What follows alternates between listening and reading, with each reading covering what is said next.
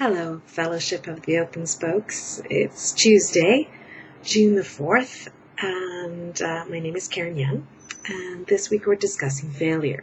And I have written a blog post about it, and I'm going to insert this video into the blog post. So I discussed in the blog some of my issues with the whole idea of failure. I think here I'm going to sit down and talk about my personal failure within the education system, because I failed in lots of other places too.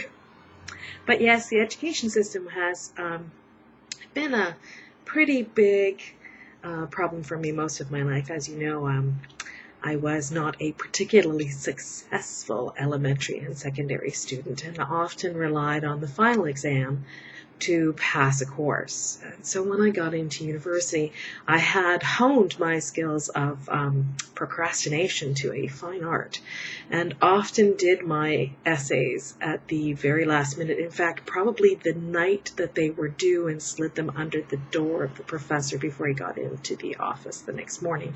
We didn't have electronic drop boxes at that time that could record when you had to put your paper in. Luckily for me. Anyways, when I was 22 and going into my final year of university, I had finally learned the skills of self-regulation. I had stopped procrastinating. I actually was doing my homework on time and getting things in. I wasn't always rewarded for it, which was frustrating, because I was finally taking charge of my own actions and making sure that I was being responsible for my work.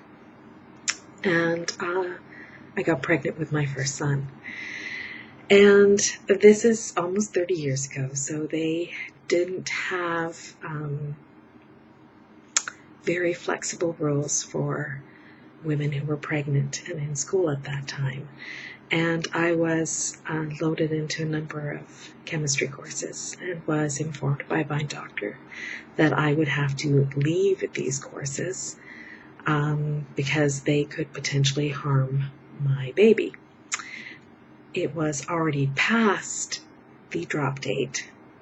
I ended up failing the courses because I was not allowed to drop the courses, and I was falling asleep in class, because at that time I was also working 2 jobs, because I was the epitome of the poor student. And so what happened is I was rusticated, and even though I went in 7 months pregnant and very, very large, visibly pregnant, they weren't going to change those rules. They weren't going to take the failed marks off of my transcript, and I was going to have to take a year off of university. And it was a mixed blessing in some ways, because I needed that year off to spend time with my baby, my firstborn son, and rethink what I was doing.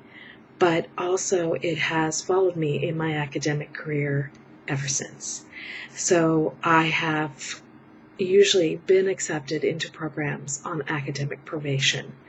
It doesn't matter that once I'm in that program I have a 4.0 grade average, or I've graduated with honors with distinction.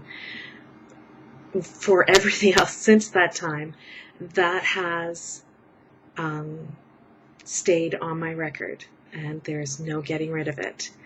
Even though today I know that if the same situation occurred at the university I attended at that time, they would never even dream of treating a pregnant student in that manner. So failure can be very much a learning experience, and I have learned very much from my failures.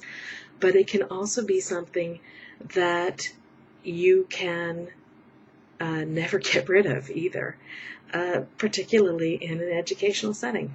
So I thought I'd just put that out there. I'll end up doing my PhD one of these days, because I know I will. And I won't have any problem getting into the university of my choice. But still, I always have to explain, why did you fail? That's it for tonight, Open Spokes. Thanks so much for listening. Bye-bye.